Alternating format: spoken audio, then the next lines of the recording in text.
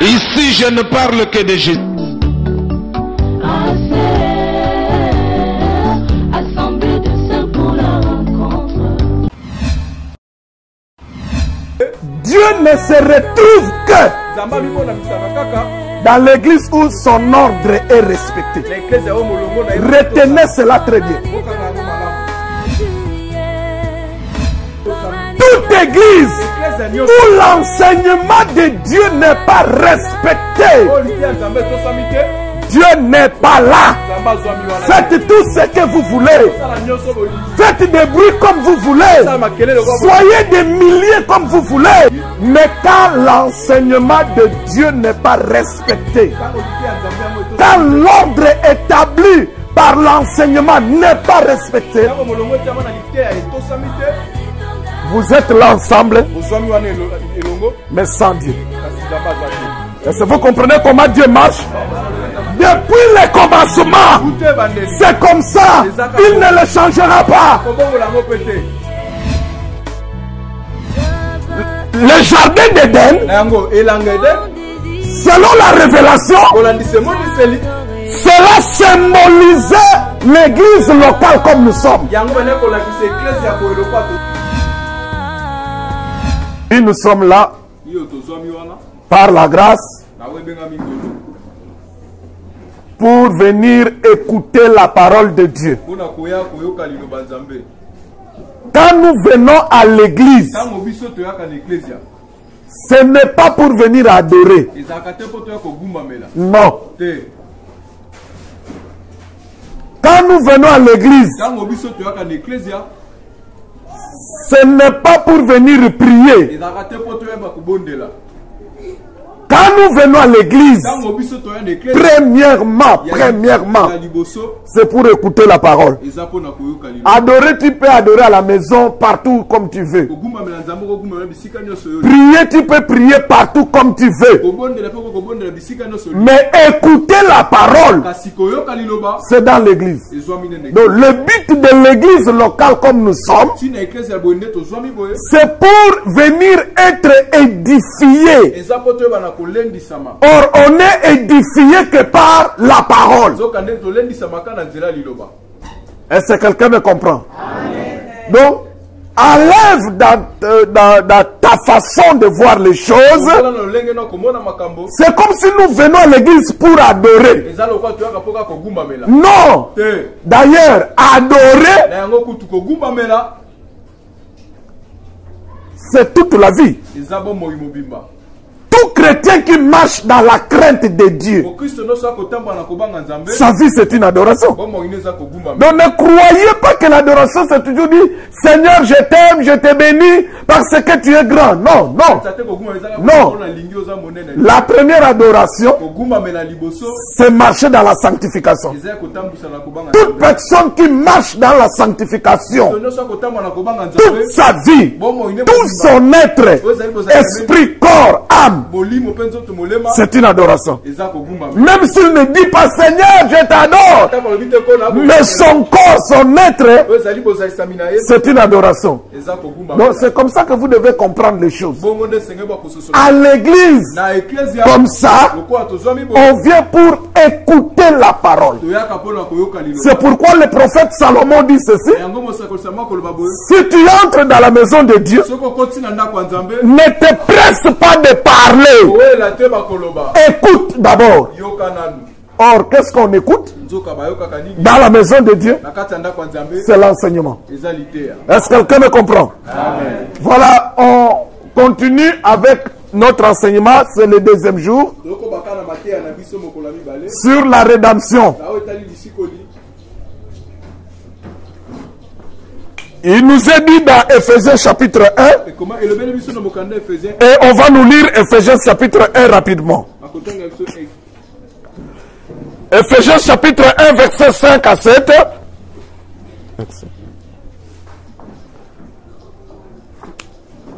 On se tient debout, celui qui est assis se tient debout. Ephésiens chapitre 1 verset 5 à 7, je lis au nom de Jésus. Amen. nous ayant prédestinés dans son amour à être ses enfants d'adoption par Jésus-Christ, selon les bons plaisirs de sa volonté, à la louange de la gloire de sa grâce qu'il nous a accordé en son bien-être. En lui, nous avons la rédemption par son sang. En lui, nous avons la rédemption par son sang. Donc, on vient de lire ce texte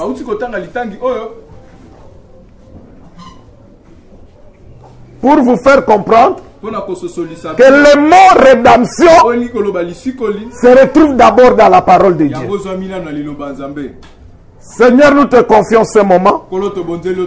Enseigne-nous ces choses. Donne-nous l'explication à ta parole. Selon qu'il a été dit, quand le Saint-Esprit viendra, il vous enseignera. Qu'il nous enseigne ces choses pour notre édification, pour notre perfectionnement. Dans le nom de Jésus-Christ de Nazareth. Amen. Définition 1. La rédemption, c'est un plan. Un plan. Donc je peux dire encore, c'est un processus. Ou c'est un chemin à prendre.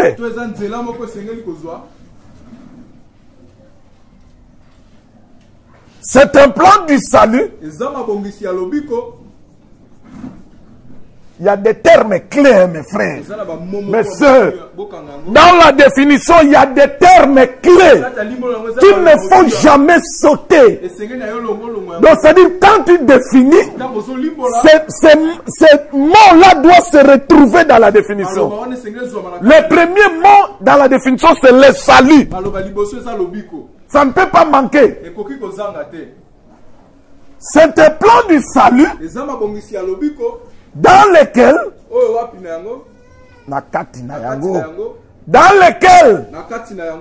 l'homme est réconcilié. Réconcilié. L'homme est réconcilié avec son créateur. Avec son créateur au moyen d'un prix.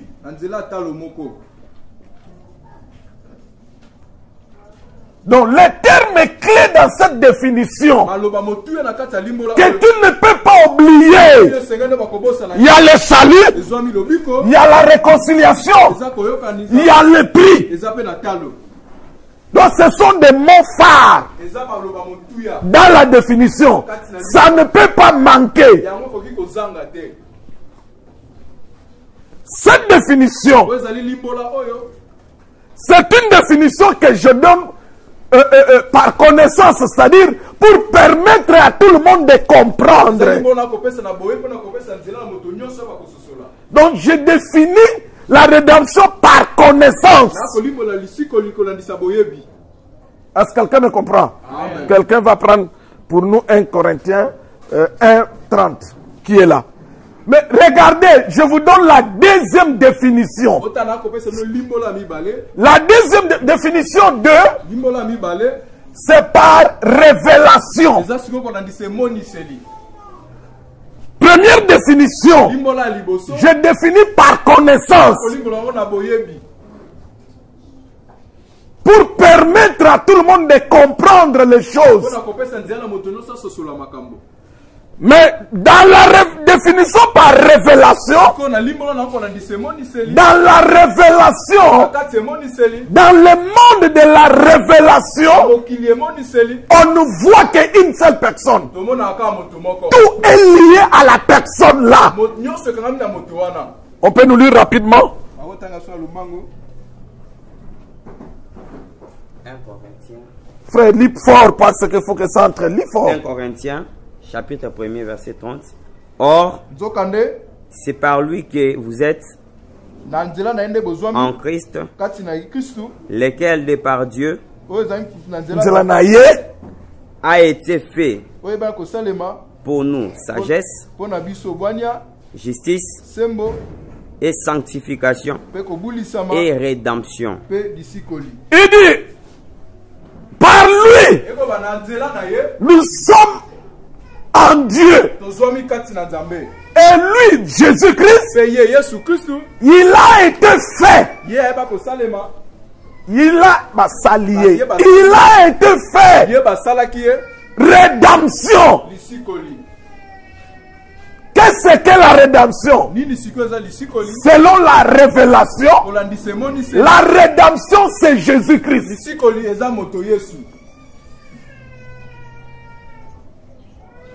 La rédemption c'est Jésus-Christ. Donc là, je définis les choses par révélation.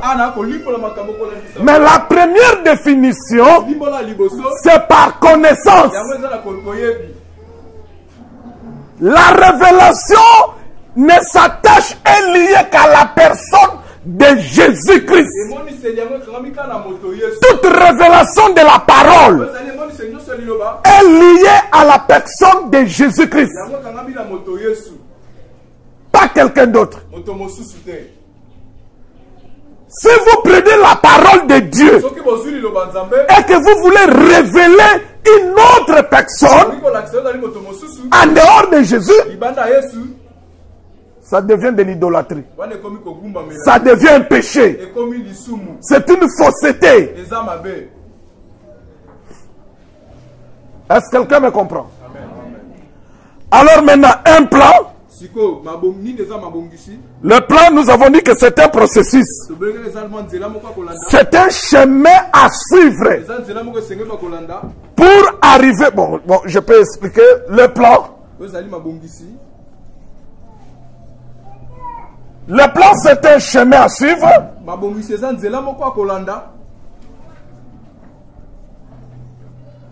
Ou un processus à suivre. Plus les moyens utilisés. Les moyens à utiliser. Afin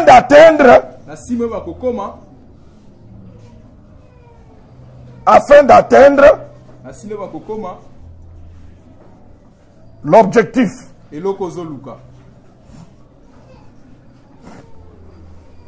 Je dis le plan. C'est un chemin à suivre. À ce chemin-là, il faut aussi les moyens. Le chemin et les moyens, ça vous conduit à l'objectif. Est-ce que vous me comprenez? Ici, quel est le chemin que Dieu a pris? Quels sont les moyens que Dieu utilise pour atteindre l'objectif qui est la réconciliation de l'homme avec son Créateur? Est-ce que quelqu'un me comprend? Est-ce que quelqu'un me comprend? Amen. Il faut savoir dire Amen. Vous avez une maladie.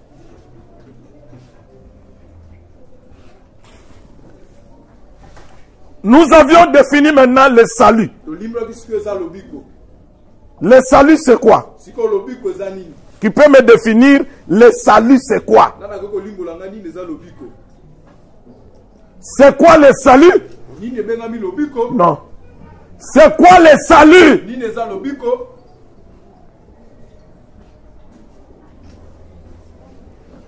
Oui. Le salut c'est Jésus-Christ. Ok, là c'est la définition par révélation. C'est Jésus-Christ.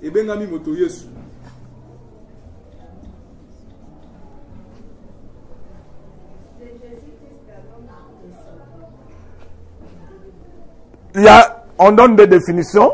Là, par révélation, tu peux dire le salut c'est Jésus-Christ. Point trait. Tu t'arrêtes là. Mais si tu veux donner la définition par connaissance, tu dis que le salut, c'est Jésus-Christ dans l'homme pour les sauver.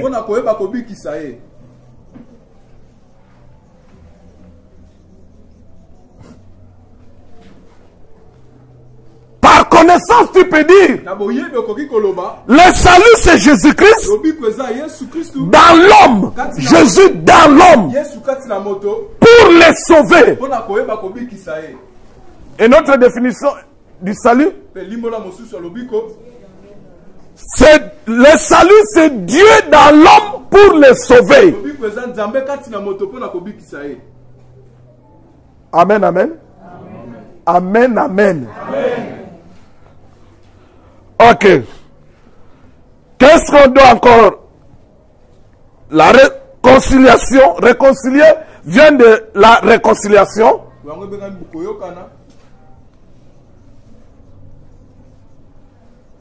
La réconciliation, c'est remettre,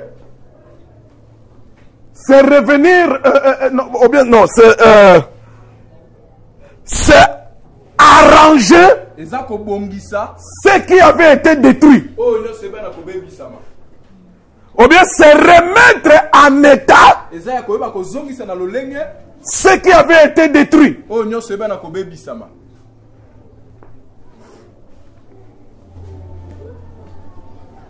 Maintenant, on commence avec le deuxième point. Donc là, c'était le point 1 qui est la définition, ou bien les définitions plurielles. Maintenant, le deuxième point, c'est l'origine.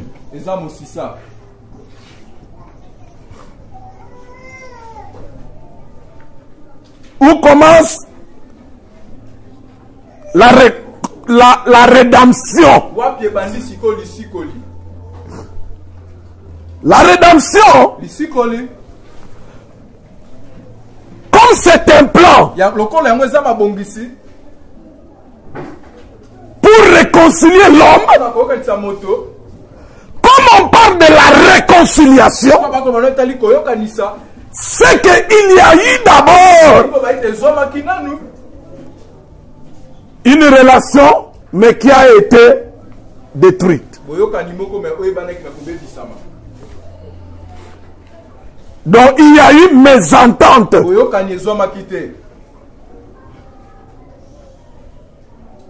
C'est-à-dire on est passé de l'attente. Non, boyokani. Donc il y a eu d'abord entente. Et puis cette entente a été détruite. C'est après qu'on vient parler encore de la réconciliation. C'est-à-dire revenir à l'état de l'origine, à l'état normal. Pour comprendre l'origine de la réconciliation, de la rédemption, il faut rentrer en Éden. En Éden, le jardin planté par Dieu, avant de créer l'homme, il a créé d'abord le jardin. Et dans ce jardin-là, Dieu a planté beaucoup d'arbres. Mais parmi les arbres plantés par Dieu, il y a des arbres qui attirent l'attention de l'homme.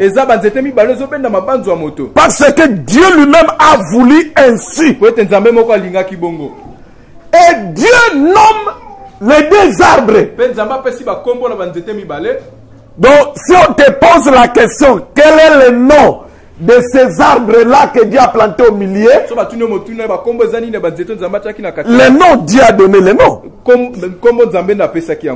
Il a appelé l'un arbre de vie.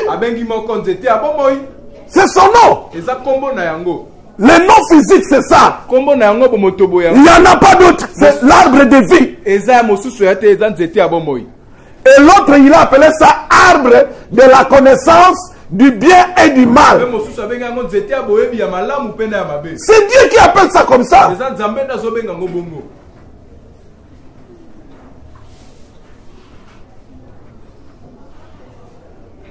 Alors les deux arbres, l'écriture dit que c'était placé au milieu du jardin. Maintenant Dieu a créé l'homme. Il a placé l'homme Adam dans le jardin. Et l'homme Adam a été créé le premier par rapport à la femme.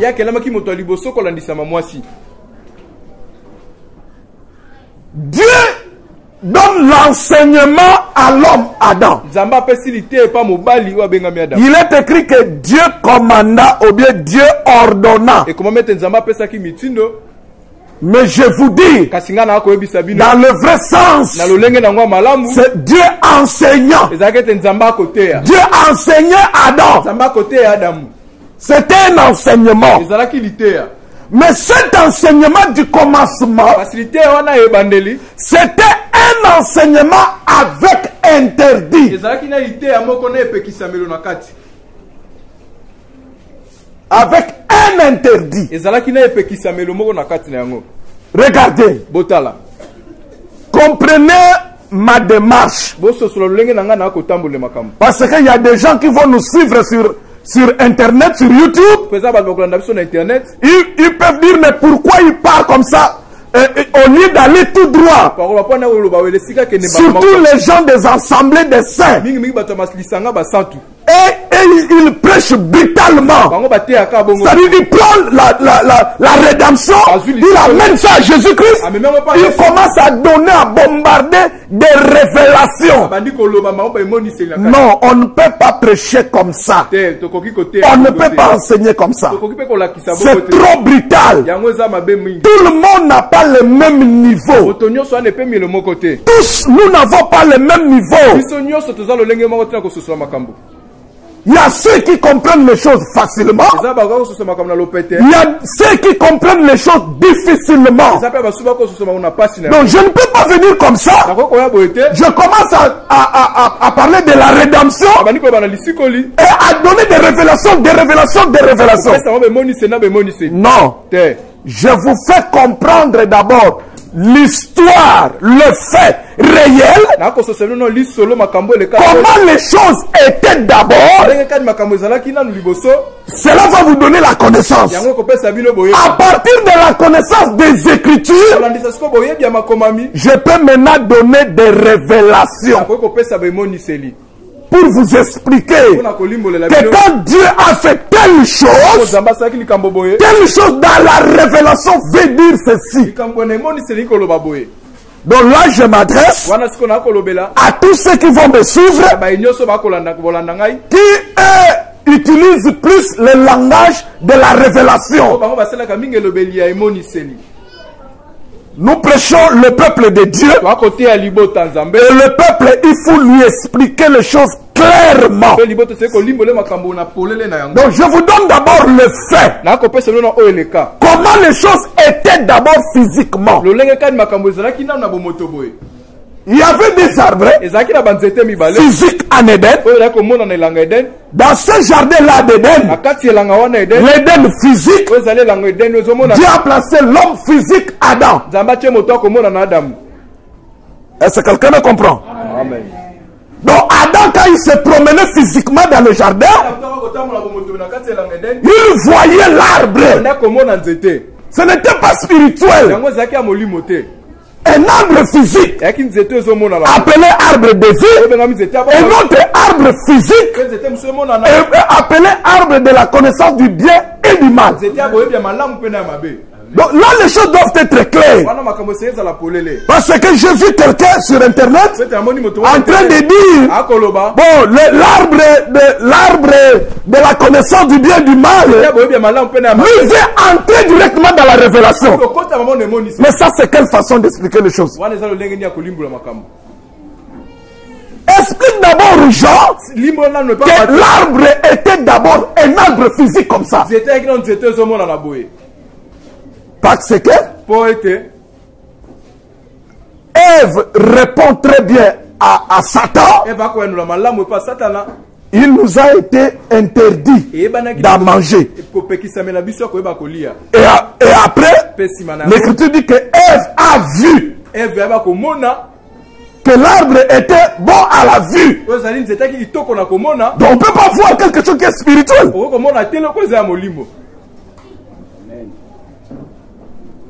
Amen, amen. L'homme Adam a été enseigné par Dieu. Dieu lui donne un enseignement. J'insiste sur ces points. Parce qu'avec la suite des temps, quand je vais commencer à donner des révélations, que vous puissiez comprendre. Si vous me voyez insister sur un point, c'est-à-dire ce point-là est très important par la suite des enseignements. Donc il faut les retenir. Dieu donne le premier enseignement. Il a donné à Adam. Et cet enseignement, c'était un enseignement avec interdit. L'interdit, c'est quoi? Ne mange pas le fruit de l'arbre de la connaissance du bien et du mal.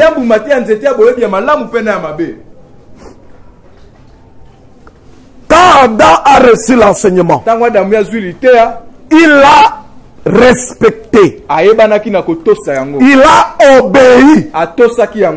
Il a marché selon son enseignement qu'il a reçu.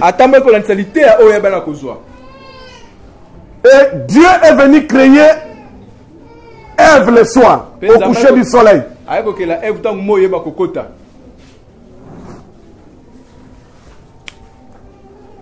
Je vous avais dit que le 6e jour, c'est le seul jour où Dieu a créé 3 fois. 3 fois. Alors, quand la femme a été créée, et que Dieu l'a amené vers l'homme, Dieu s'est retiré. Il a laissé l'homme avec sa femme. Toute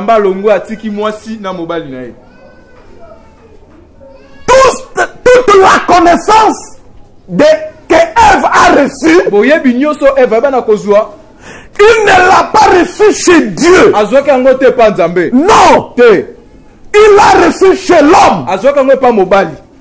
Dieu a enseigné Adam. Adam, à son tour, a donné l'enseignement chez Ève. J'insiste. Quand Ève a été créée, il n'avait jamais reçu l'enseignement auprès de Dieu. C'est son mari qui l'enseignait. Donc, directement, je vous amène quelque part. Quand l'apôtre Paul dit dans les épîtres que l'homme enseigne la femme, c'est-à-dire que si la femme veut apprendre, qu'elle aille demander à son mari, il a pris ça en Éden. Il a vu ça en Éden. C'est le modèle d'Éden. Et j'insiste, ici les choses étaient prêtes. L'homme était à l'image de Dieu. L'homme était en parfaite relation avec Dieu. L'homme causait avec Dieu. Les choses marchaient parfaitement. Est-ce que quelqu'un me comprend? La vie en Éden, c'était une vie sainte. L'homme Adam, c'était un homme parfait.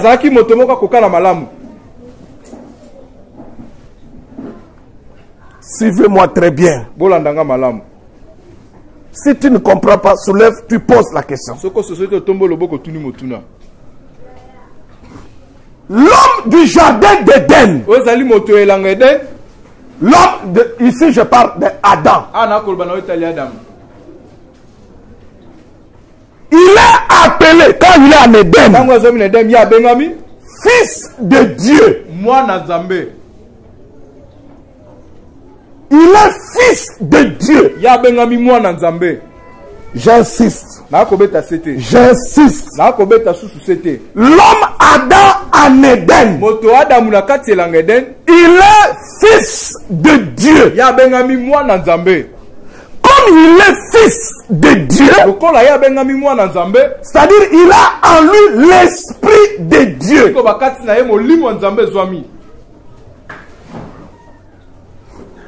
Comme Adam est fils de Dieu en Éden, ce qui veut dire dans Adam il y avait l'esprit de Dieu.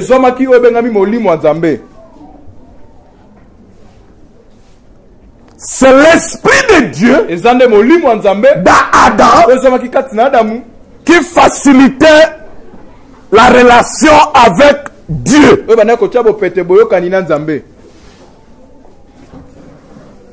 Comme Adam avait l'esprit de Dieu,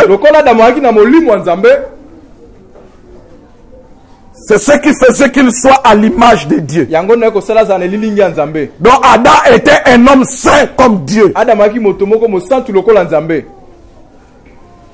Toutes ses pensées étaient pures.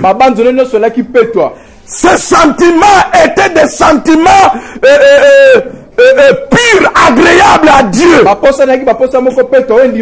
intelligence, une intelligence pure, une intelligence divine. Est-ce que vous me comprenez? Amen.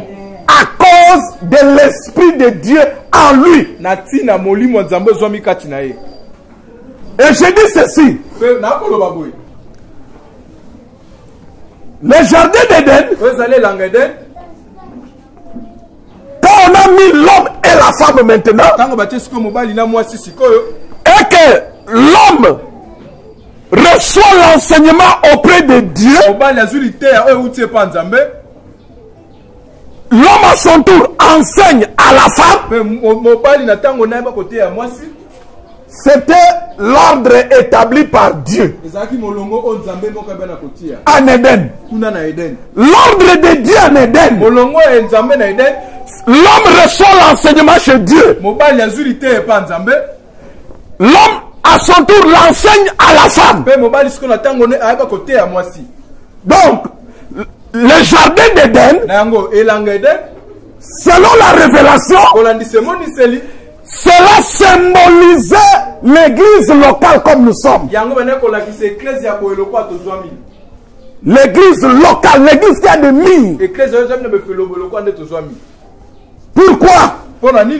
Parce que c'est à l'église locale où on vient recevoir l'enseignement. Et j'ai dit que le premier enseignement, c'était l'enseignement avec interdit. L'homme l'a reçu auprès de Dieu. C'est-à-dire, Dieu a fait de l'homme en Éden le prédicateur. Dans le jardin d'Éden, selon l'ordre établi par Dieu, c'est l'homme qui est le prédicateur. Et la femme, elle est l'image, elle symbolise le peuple. Là. Est-ce que vous me comprenez? L'église d'Éden a été fermée. Pourquoi? L'église d'Éden a été fermée. Pourquoi? Dieu l'a fermé. Pourquoi? Je parle de l'église. L'église d'Éden a été fermée par Dieu. Pourquoi? Quelle est la raison? C'est parce que l'ordre que Dieu avait établi a été renversé. Qui avait renversé? C'est le diable. Dieu a établi dans l'église d'Éden. Le prédicateur, c'est l'homme. Et la femme, c'est l'image du peuple.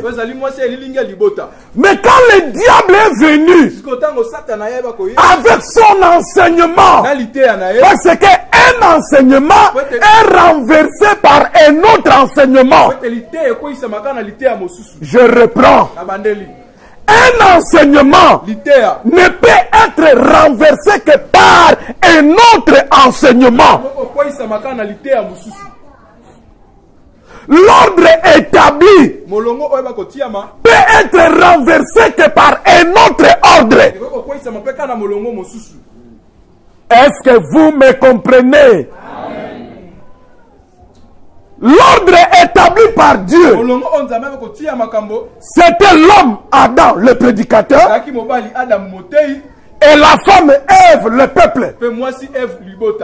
Alors le diable est venu avec son enseignement. Et l'enseignement de Satan, il a fait de la femme prédicateur. Et l'homme Adam est devenu le peuple. Donc l'enseignement de Satan en Éden est venu renverser l'enseignement de Dieu, est venu renverser l'ordre établi par Dieu. Dieu ne se retrouve que dans l'église où son enseignement est respecté. Toute église où l'enseignement de Dieu n'est pas respecté, Dieu n'est pas là. Faites tout ce que vous voulez. Faites des bruits comme vous voulez. Soyez des milliers comme vous voulez. Mais quand l'enseignement de Dieu n'est pas respecté, quand l'ordre établi par l'enseignement n'est pas respecté, vous êtes là ensemble, mais sans Dieu. Est-ce que vous comprenez comment Dieu marche? Depuis le commencement, c'est comme ça. Il ne le changera pas. Même la mort de Jésus à la croix n'a pas changé cet ordre. Ça restera comme ça. Et si j'attire votre attention, il y a des choses dans la parole de Dieu. Ça s'est passé dans l'ancienne alliance, depuis Genèse. Même la mort de Jésus n'a pas changé ces choses-là. Je dis bien, même la mort de Jésus n'a pas changé ces choses-là. Ça reste intact. Je vous donne un exemple. La femme, les douleurs de l'enfantement, ça a été dit quand? Quand? Dans quel livre de la parole? Dans quel livre? Dans Genèse. Jésus est mort après. Ça a enlevé les douleurs de la femme. Je vous pose la question. Ça a enlevé les douleurs de l'accouchement de la femme.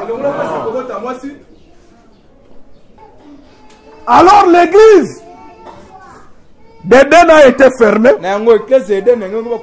parce que l'enseignement de Dieu a été renversé. Dieu a dit, où il a enseigné à Adam de ne pas manger le fruit de l'arbre de la connaissance du bien et du mal. Satan, lui, il est venu. Au lieu, Satan est venu. Au lieu de s'adresser à l'homme, il a cherché celui qui n'était pas là. Il a cherché la femme. Parce que le jour où Dieu enseignait l'homme, la femme n'était pas là. Alors, le diable a commencé à enseigner la femme. Et la femme a obéi à l'enseignement du diable. Quand on obéit à l'enseignement de Satan, tango kotosonalité ya Satana, c'est-à-dire on ne peut plus respecter l'enseignement de Dieu. wana kotosa tutalité ya Nzambe. Satan a dit manger. Satana bibolia. Dieu sait que le jour où vous allez manger, vous serez comme des dieux. Et comme la femme a entendu l'enseignement, et l'enseignement touche, crée la foi, comme l'enseignement était un faux enseignement, ça a produit une fausse foi dans la femme. Et elle a mangé. Ici, je dis ceci. Si tu vas ailleurs, on t'enseigne que le fruit, que l'arbre, le fruit que Adam et Ève avaient mangé, c'était le rapport sexuel, c'était un mensonge. C'est un enseignement du diable. Est-ce que vous me comprenez? Amen. Ne croyez pas à un tel enseignement. Ce n'est pas conforme à la vérité. C'est pourquoi j'ai insisté sur un arbre physique, arbre de la connaissance du bien et du mal, et un autre arbre physique, l'arbre de la vie. Ce n'est pas des rapports sexuels, ça. Ça n'a rien à voir avec des rapports sexuels. Est-ce que quelqu'un me comprend? Amen. Alors, quand la femme a obéi à l'enseignement du diable, elle a mangé le fruit. Elle en a donné aussi à son mari. Et si, écoutez-moi très bien, l'homme savait qu'en mangeant le fruit, il va mourir. Parce qu'il en avait l'enseignement. Est-ce que vous me comprenez? Amen. Mais regardez, l'homme sait que comme la femme vient de manger, comme la femme vient de manger le fruit, elle va mourir. L'homme ne pouvait pas laisser sa femme mourir seule. L'homme Adam, il savait que c'est lui le responsable du jardin. C'est lui le responsable. Parce que Dieu a dit, Adam va garde le jardin et cultive le jardin. Donc la responsabilité de tout ce qui était en Éden est de la femme. Avec que quand Dieu viendra, il va poser la question au responsable qui est Adam. C'est lui le responsable. Et Adam savait, s'il laisse sa femme manger seule, la femme va mourir. Et Adam restera seul. Donc je vous donne maintenant pourquoi Adam a-t-il mangé le fruit. Je vous donne la raison. Adam a mangé le fruit par amour. Adam a mangé le fruit par amour. Je vais vous expliquer plus tard pourquoi je dis cela. Il y a des preuves. Je vais vous donner tout cela avec le temps. Donc ce sont des choses que je fais sortir comme ça pour que avec le temps, je vais commencer à vous dire, vous voyez pourquoi j'avais dit ça quand on était en Éden. Est-ce que vous me comprenez? Amen. L'amour a fait que Adam puisse manger le fruit. Vous savez que pour Dieu, Adam n'avait pas péché. C'est la femme qui avait péché. C'est l'apôtre Paul qui nous explique cela. Il dit, la femme ne peut pas pécher parce que c'est elle qui avait péché. Donc en réalité, Adam n'a fait que porter le péché de la femme. Celle qui a péché, c'est la femme. Mais comme la mort doit toucher la femme, Adam, l'homme, refuse. Il dit non, ma femme ne peut pas mourir. Moi, l'homme, je veux prendre la place de la femme. Je porte son péché. Je porte la responsabilité. Et quand Dieu est venu, il a posé la question, non pas la femme. Vous croyez que Dieu ne savait pas que la femme venait de manger le fruit? Je vous pose la question. Vous croyez que quand on dit que Dieu est venu, Dieu a appelé Adam. Mais vous croyez que Dieu n'avait pas vu et ne savait pas qu'ils ont déjà mangé le fruit? Il savait ou il ne savait pas? Mais s'il ne savait pas, je ne peux pas prier un tel Dieu qui est surpris par des événements. Dieu savait, il avait vu. Mais Dieu a mis quelque chose dans l'homme qui différencie l'homme des animaux. C'est la volonté. Dieu te parle, Dieu t'enseigne, il laisse maintenant ta volonté agir. Dieu dit, j'ai mis devant toi deux chemins. Chemin de la vie et chemin de la mort. Mais maintenant lui te dit, prends le chemin de la vie. Il laisse maintenant ta volonté. Si tu arrives là et que ta volonté te dit, prends le chemin de la mort, où est le problème de Dieu? Est-ce que quelqu'un me comprend? Alors, la relation de l'homme avec son créateur en Éden a été détruite par le péché. Donc le péché, c'est le vecteur, c'est ce qui a créé la séparation entre l'homme et son créateur.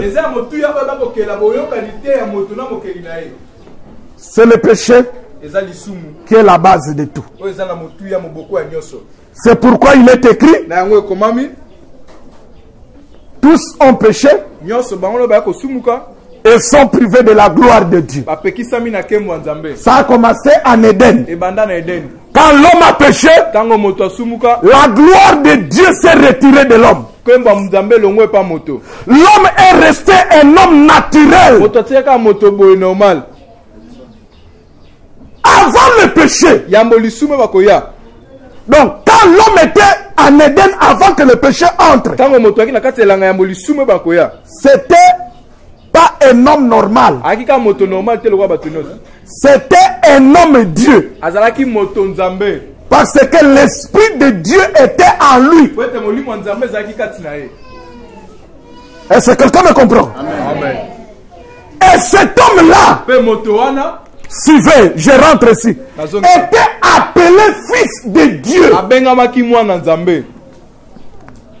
Suivez-moi, je vais dire quelque chose de très important. Quand le péché est entré dans l'homme,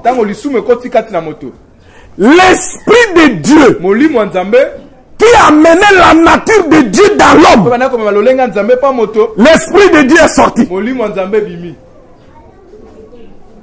Je ne sais pas si je me fais comprendre.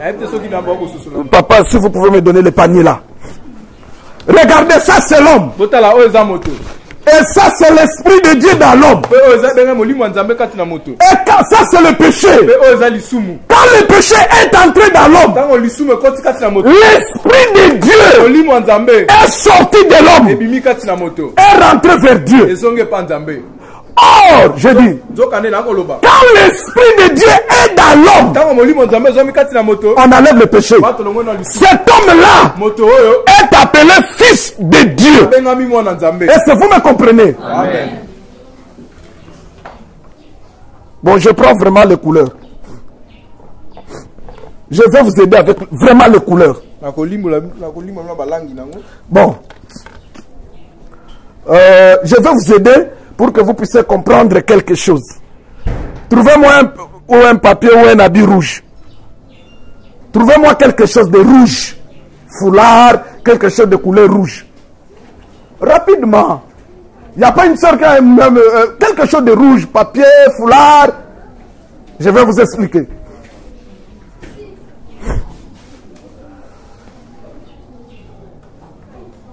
Rouge, je dis.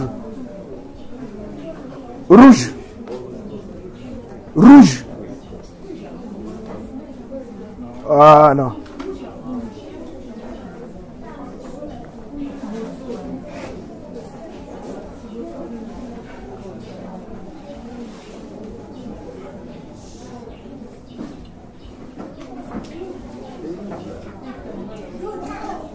Ok, très bien. Ok. Vous aurez un papier, mon choix. Merci. Ok. Bon, il fallait que ça soit blanc, hein? Mais comme on n'a pas, est-ce qu'on a quelque chose de blanc? Est-ce qu'on a quelque chose de blanc? De très blanc. Je voulais vous démontrer comment ça, avec les couleurs, comment les choses se passaient réellement.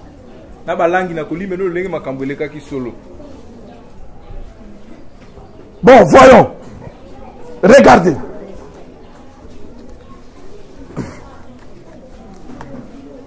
L'homme d'Éden,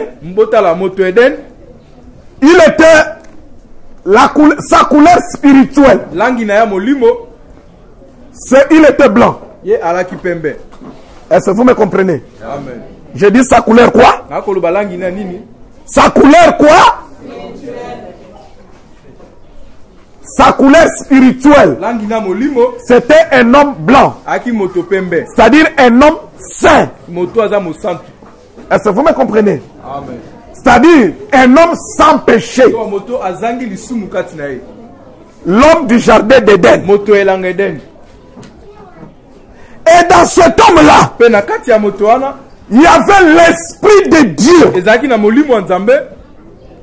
Ce qui faisait que l'homme d'Éden était appelé fils de Dieu. C'est-à-dire il était un homme, puis Dieu. Non.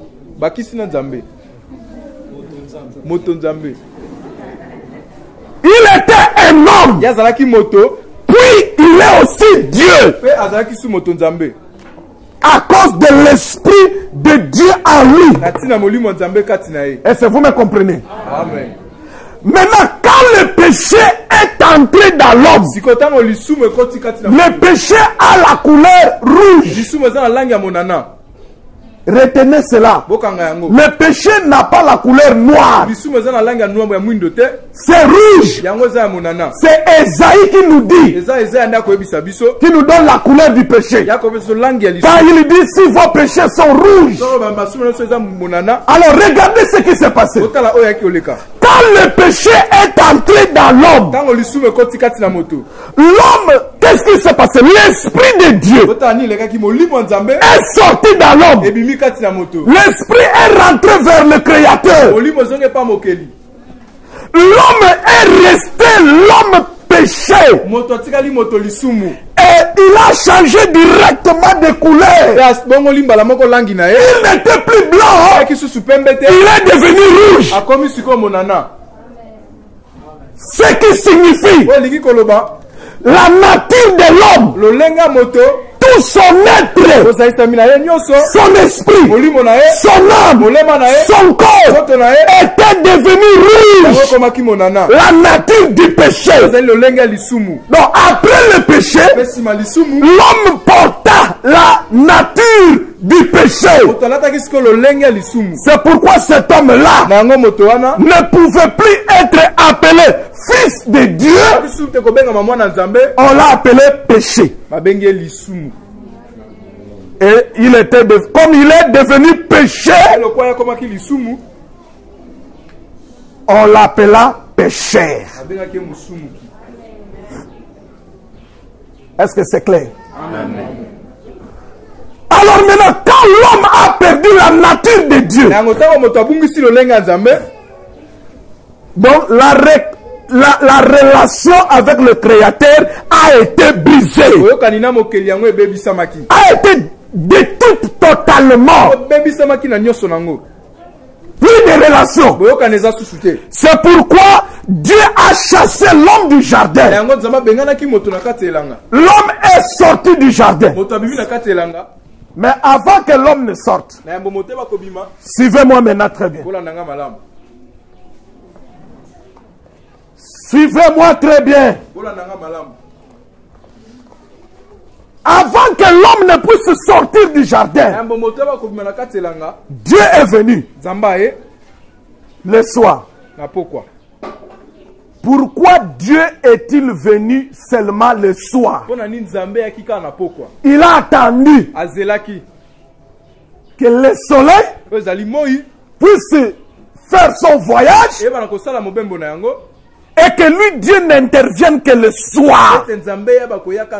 Il y a un jour, je vais vous expliquer pourquoi Dieu est venu ce jour-là le soir.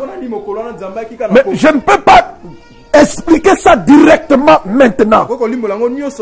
Sinon, vous aurez beaucoup de révélations. Vous risquerez d'être embrouillé. Je privilégie d'abord la connaissance. Après, la révélation va venir. Est-ce que vous me comprenez? Amen. Regardez le fait. Dieu est venu le soir. Il a appelé Adam.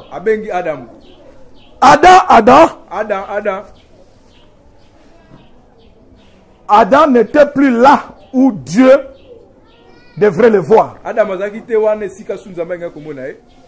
Adam s'est déplacé. Suivez-moi. Suivez-moi.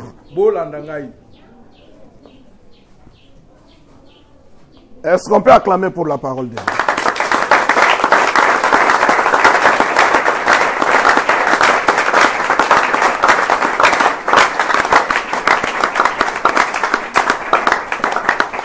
Lorsque Dieu vient,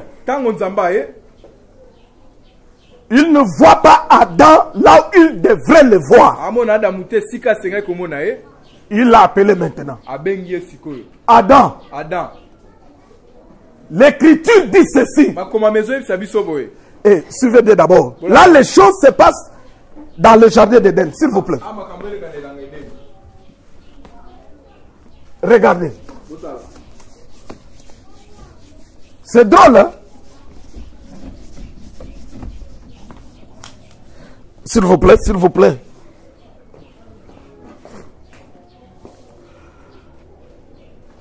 Oh non, c'est le bleu, le bleu. Merci. Regardez, nous sommes en Éden.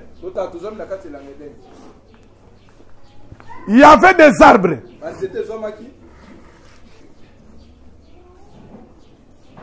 On dit au milieu, prenons, il y a l'arbre de la connaissance du bien et du mal et l'arbre de vie.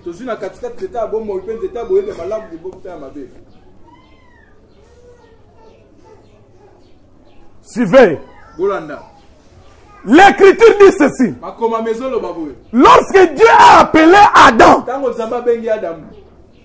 Adam s'est caché loin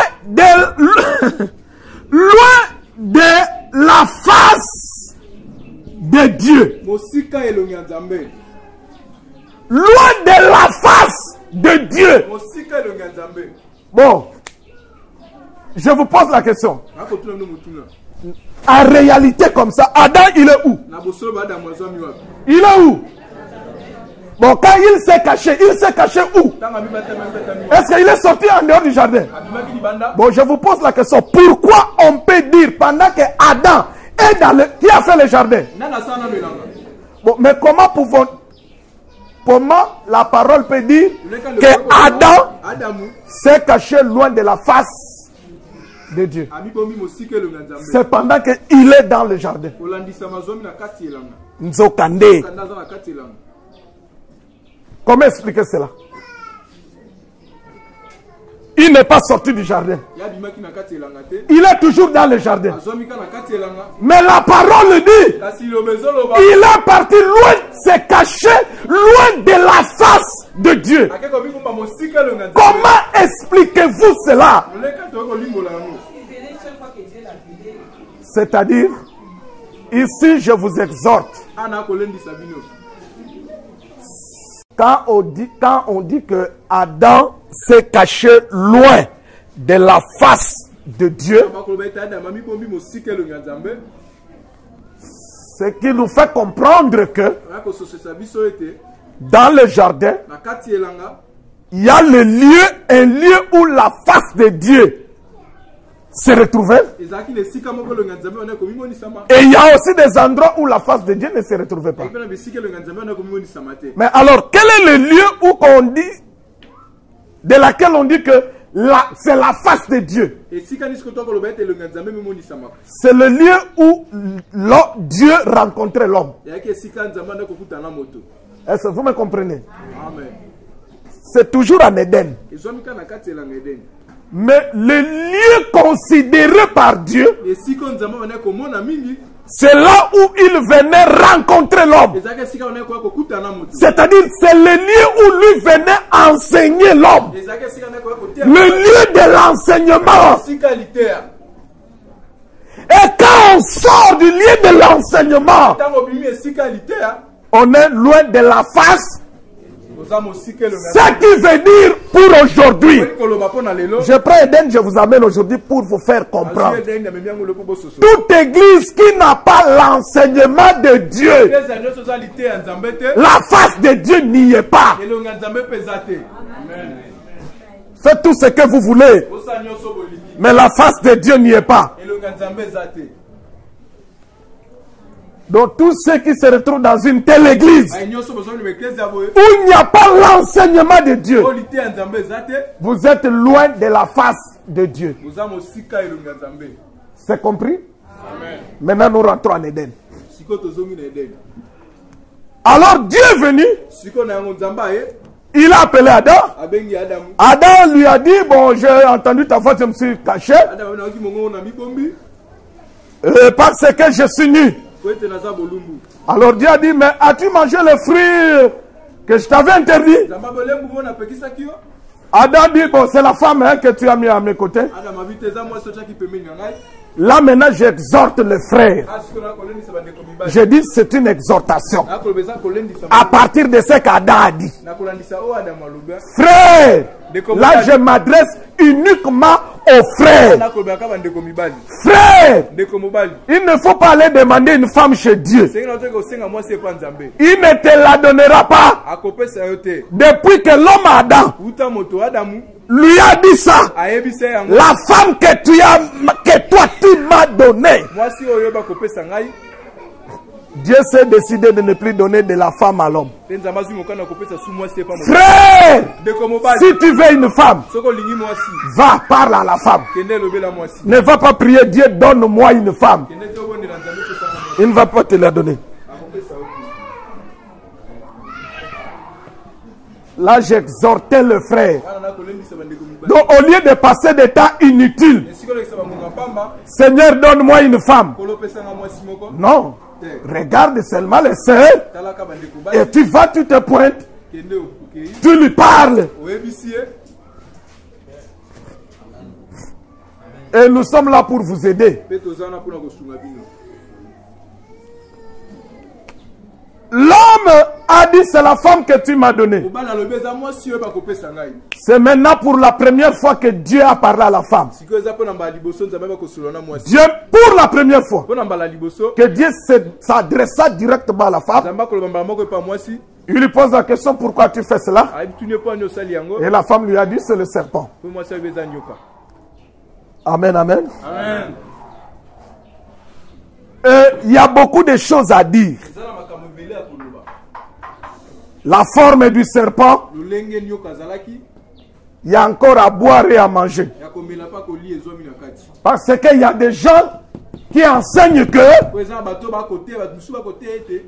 le serpent avait la forme de l'homme. C'est de n'importe quoi ça. Ça c'est de la sorcellerie. Un tel enseignement. L'homme était à l'image de Dieu. En fait, l'homme était à l'image de Dieu. La femme était à l'image de l'homme. Bon, si le serpent était comme l'homme, donc il était à l'image de qui? De la femme ou de l'homme? Ou à l'image de Dieu? Vous ne voyez pas que ça ne colle pas? Certaines choses, il faut les refuter déjà comme ça. Est-ce que quelqu'un me comprend? Il n'y a que deux êtres qui étaient à la ressemblance de Dieu. C'était l'homme et la femme. Point très. Le serpent était un reptile.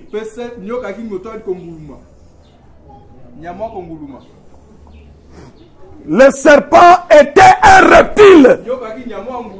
C'est-à-dire il était comme un lézard. On lui a enlevé tout simplement des pattes. Et il a commencé à marcher sur le ventre. Point très. Il n'y en a pas à dire que non, le serpent était comme un homme. Non. Dieu a utilisé un animal, le serpent. Sorry. Frère, il ne faut pas au cas a utilisé pour parler. Il a utilisé un animal. Le serpent. Plus tard aussi. Dieu pour parler à Balaam. Il a utilisé aussi un animal. Est-ce que c'est un problème? Est-ce que quand l'âne parlait à Balaam, il parlait, on a dit que c'était la voix d'un animal. La voix de qui? Comme qui parlait? C'est comme un homme qui parlait. Donc Balaam écoutait ça très bien. Mais c'est ce que le diable a fait d'Éden. Il a utilisé le serpent, mais qui parle la langue, la voix que Ève écoutait et comprenait.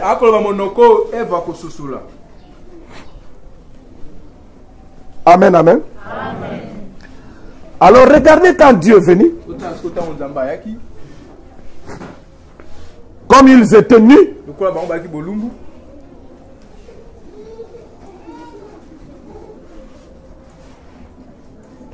Je dis, Adam est resté nu. Je vous avais dit que l'Adam en qui le péché était entré, spirituellement il était quelle couleur? Regardez maintenant. Quand Adam est devenu péché, ceux qui écrivaient ça maintenant. Écrivez ça. Quand Adam est devenu péché, il a perdu. Il a perdu son identité. Je ne sais pas. Il a perdu son identité.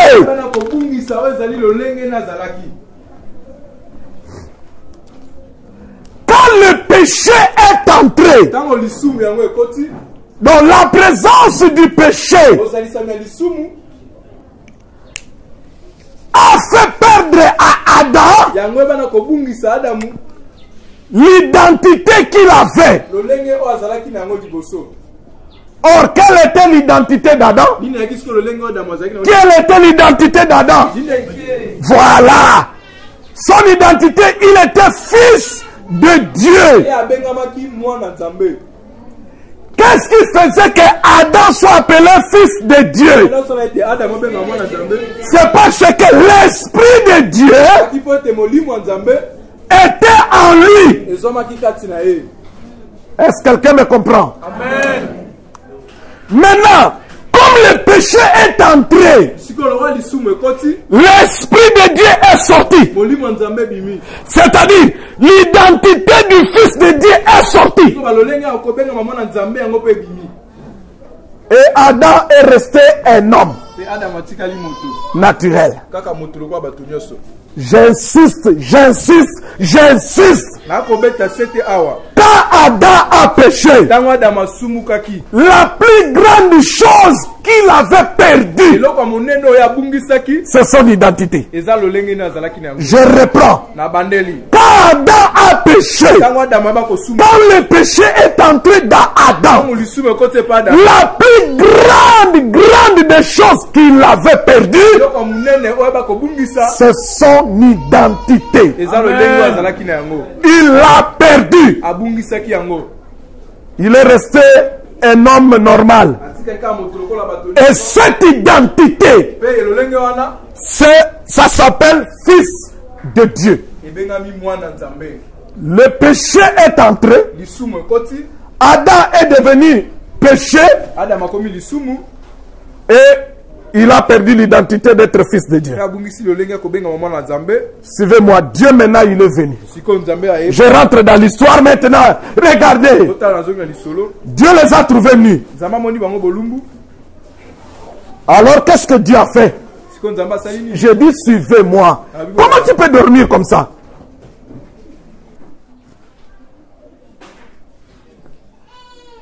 Il a pris un animal en Éden. Dieu a tué l'animal. Dieu a fabriqué un autel. Il a pris l'animal. Il a brûlé sur l'autel. Mais il a pris la peau de l'animal. Il a fait revêtir Adam et Ève.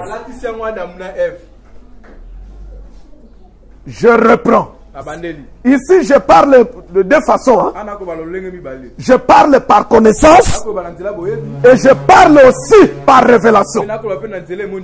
Suivez-moi. Par connaissance, suivez-moi. Je vous explique par connaissance. Par connaissance, Dieu est venu. L'Écriture dit, il a pris la peau d'un animal, il les a revêtus. Mais par révélation, nous comprenons que pour avoir la peau d'un animal, il faut tuer l'animal. Est-ce que vous me comprenez? Non, on ne peut pas prendre la peau d'un animal sans tuer l'animal. Donc nous comprenons par révélation que Dieu avait tué un animal. Et il a pris la peau de l'animal. Il a fait revêtir l'homme. Pourquoi Dieu a-t-il fait ainsi? Il y a une explication. On va vous donner cela pendant ces enseignements sur la rédemption. Est-ce que quelqu'un me comprend? Amen. Donc par révélation, nous comprenons que Dieu avait fait un autel. Les restes de l'animal, il l'a brûlé. Est-ce que vous me comprenez? Amen. Et quel était l'animal? C'était quel animal? Un bœuf, un lion ou quelle sorte d'animal? Donc ça, je peux vous donner. Parce que ce n'est pas compliqué. L'animal que Dieu avait pris ce soir-là. Parce que ça se passe le soir. Hein? L'animal que Dieu avait pris, c'était un agneau. Pour Pourquoi? Pourquoi moi je peux dire que c'est un agneau comme ça? C'est parce que si c'est le prophète Salomon qui nous donne l'explication. Salomon nous dit ceci, que l'animal, l'agneau a été créé pour revêtir l'homme. Est-ce que vous comprenez? Or ici on prend la peau pour faire revêtir l'homme. Donc nous comprenons que Salomon donnait l'explication de ce qui s'est passé en Éden. Est-ce que vous me comprenez? Amen. Donc, et directement nous comprenons par révélation que ce jour-là en Éden, quand Dieu a pris la peau de l'animal, Dieu avait tué l'animal et le sang avait été versé. Suivez-moi très bien.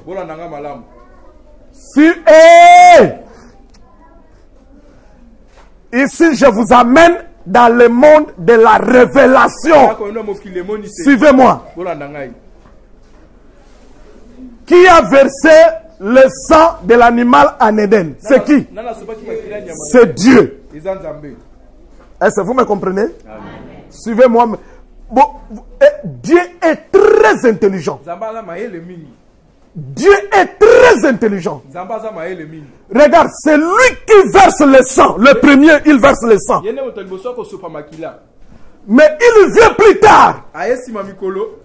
Plus tard, il dit à Moïse, c'est lui qui verse le sang.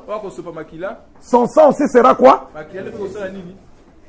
C'est lui qui verse son sang, le sang. Son sang sera quoi? Or, en Éden, qui a versé le sang? C'est pourquoi dans la finalité du salut de l'homme, il fallait que cette écriture s'accomplisse. Le Dieu qui a versé le sang en Éden, son sang aussi devait être versé.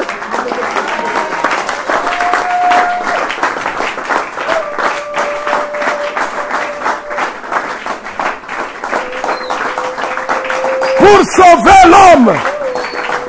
Est-ce que quelqu'un me comprend? Là, je vous ai parlé par révélation. Rentrons maintenant en Éden. Dieu les a fait revêtir et Dieu les a chassés. Et Dieu a ordonné aux anges de venir protéger le chemin de l'arbre de vie. Les anges sont venus avec une épée. Ils ont commencé à protéger le chemin qui allait vers l'arbre de vie. Pour empêcher l'homme d'aller manger le fruit de l'arbre de la vie. Donc jusque là nous comprenons que il n'y a qu'un seul fruit que l'homme n'avait jamais mangé en Éden. C'est le fruit de quel arbre? De l'arbre de vie. Amen, amen. Vous m'avez compris? Donc, le péché a fait sortir l'homme d'Éden en Éden. C'est-à-dire, le péché a fait perdre à l'homme son identité. Maintenant, le plan de la rédemption. Suivez. Le plan de la rédemption, c'est pour prendre l'homme qui a été chassé de l'Éden pour le faire revenir en Éden. Le but de la rédemption, écrivez ceux qui sont en train d'écrire, écrivez. Le but de la rédemption, l'objectif de la rédemption, c'est de prendre l'homme qui est hors jardin, de le ramener dans le jardin où il était auparavant. Est-ce que vous me comprenez? C'est cela le but de la rédemption. l'objectif de la rédemption.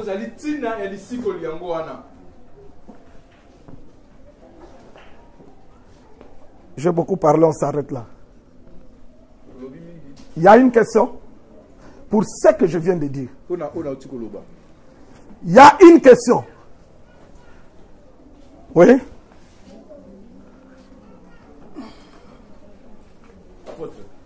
Oui. Je voudrais un peu savoir,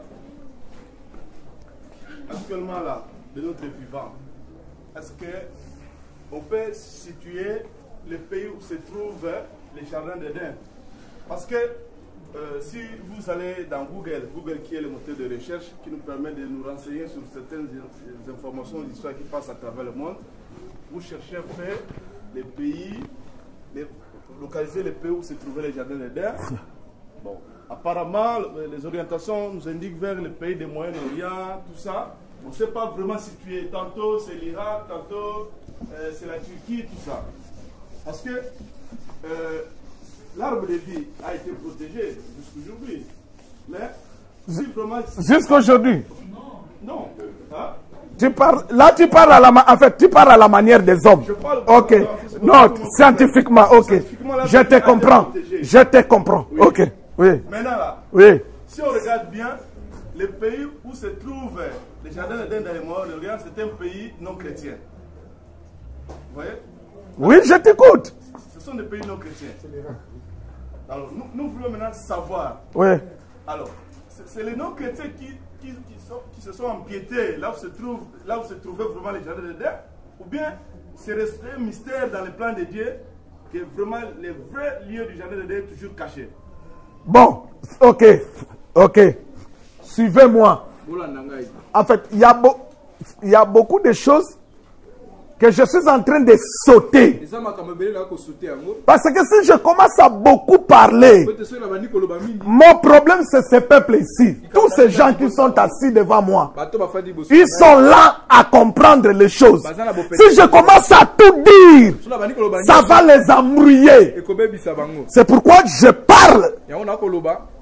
Je suis un peu précis dans ce que je dis. Je ne donne pas trop de révélations. Je ne prends pas beaucoup de tournures. Comme font la plupart des enseignants des assemblées des saints. C'est pourquoi je reste, j'ai une démarche à faire. Mais comme tu as posé une question, je vais vous expliquer. Regardez, prenons, ça c'est le jardin. Suivez. Dans le jardin, il y avait un fleuve. C'est un fleuve. Et le fleuve là, me suivez, non? Hein? Ce fleuve du jardin était divisé à 4 branches. Prenons par exemple comme ça. Hein?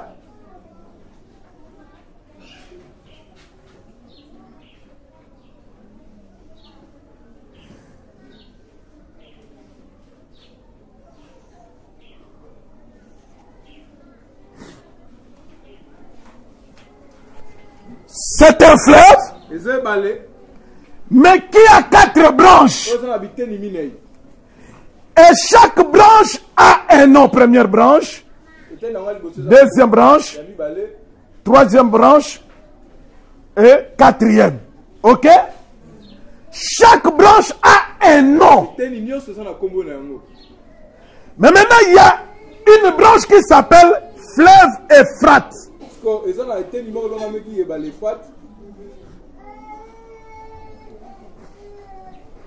Ce n'était le fleuve Euphrate n'était pas l'unique fleuve du jardin. Je précise. Il y en avait 4. Mais on dit quand il y a l'homme et la femme sur la terre devant Dieu, l'homme c'est lui Dieu, la femme c'est l'église. Ok? Or l'homme, si nous rentrons dans la nature comme ça, l'homme naturel et la femme naturelle, à l'autre la vie? Qui donne à l'autre la vie? C'est l'homme qui donne la vie. La vie qui est dans l'homme, ça s'appelle quoi? La semence. La semence. Donc naturellement, Dieu a fait l'homme et la femme, de sorte que c'est l'homme qui donne la vie à la femme. La femme n'a pas de vie à donner à l'homme. C'est tout ça. Et entre Dieu et l'église, la semence est chez Dieu. Il donne sa semence à l'église, qui est sa parole. Le rôle de la femme, c'est de manifester la vie que l'homme lui a donnée. C'est pourquoi Dieu, en établissant l'homme, le chef de la femme, il lui a donné le pouvoir de donner à la femme la vie. Et non pas le fait. Ça c'est aussi naturel. C'est-à-dire, les gens, c'est pourquoi l'apôtre Paul dit, la nature elle-même ne vous enseigne pas.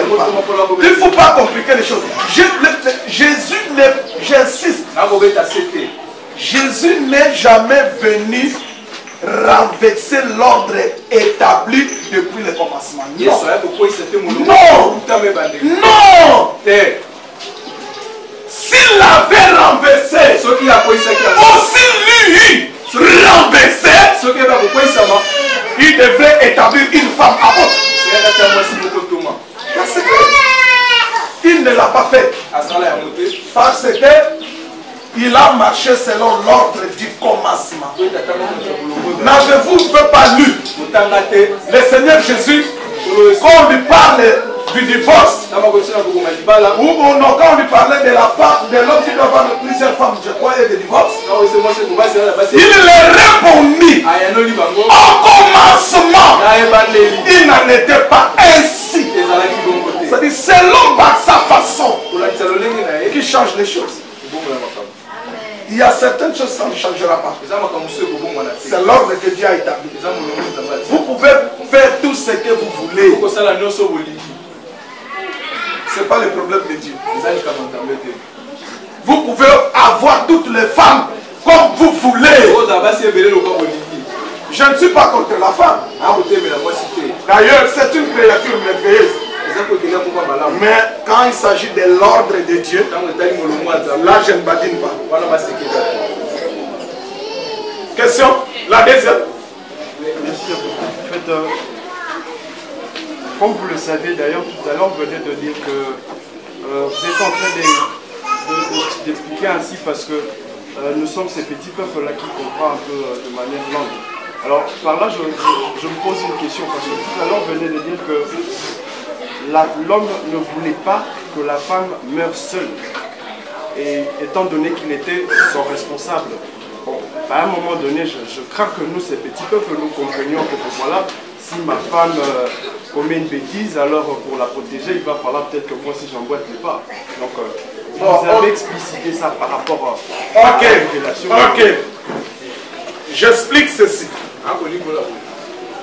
Que ça soit sur le plan des choses de Dieu, que ça soit sur la vie, sur le plan de la vie pratique de l'homme, tout homme normal, tout homme normal, je dis un homme, doit toujours défendre sa femme, prendre la place de sa femme, toujours.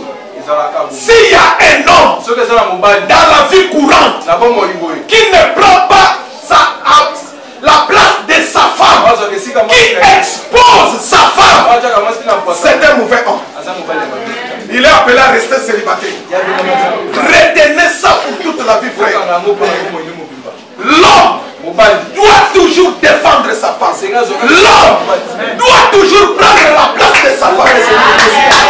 Et devant la famille, toi tu dis niet, ici c'est ma femme. Tout le monde dehors.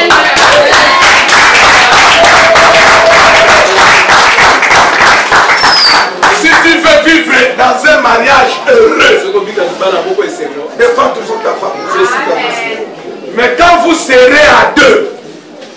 allez rester à deux, là tu lui fais des reproches. Mais ta famille est là. Tes amis sont là. Tes invités sont là. Ne jamais donner ta femme. Il faut la protéger. Mais quand vous allez rester vous deux, là tu peux faire ça. Là vous êtes à deux.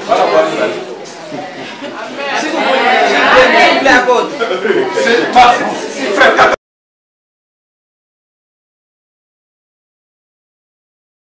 Ici, je ne parle que de Jésus. Assemblée de saints pour la rencontre. Tu es menacé dans tes rêves. Il y a des gens qui te poursuivent dans tes rêves. Tu n'as qu'un seul nom qui renferme toute la puissance de Dieu. C'est le nom du Seigneur Jésus. Je précise bien, toute la gloire de Dieu, depuis l'éternité, toute la force, toute la puissance, c'est dans le nom de Jésus. Il ne faut pas à lutter contre la chair et le sang, mais nous avons à lutter contre les dominations, les autorités, les puissances des ténèbres. La parole de Dieu est la vérité, l'unique vérité. Tout ce qu'elle dit est vrai. Quand la parole dit que Jésus est mort, on a pris les soldats, on les a placés pour l'empêcher de sortir de la tombe. C'est vrai, c'est écrit.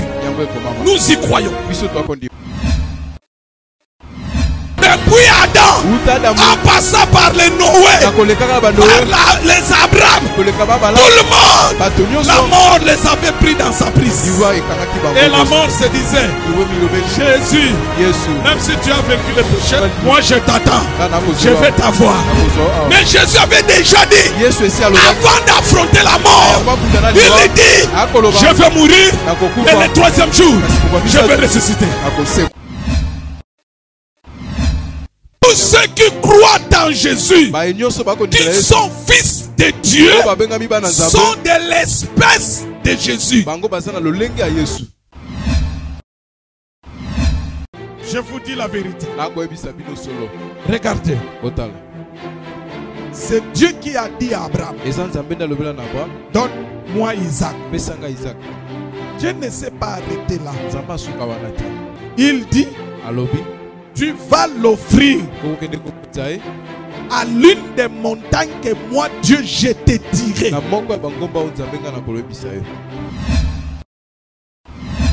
Amen, amen.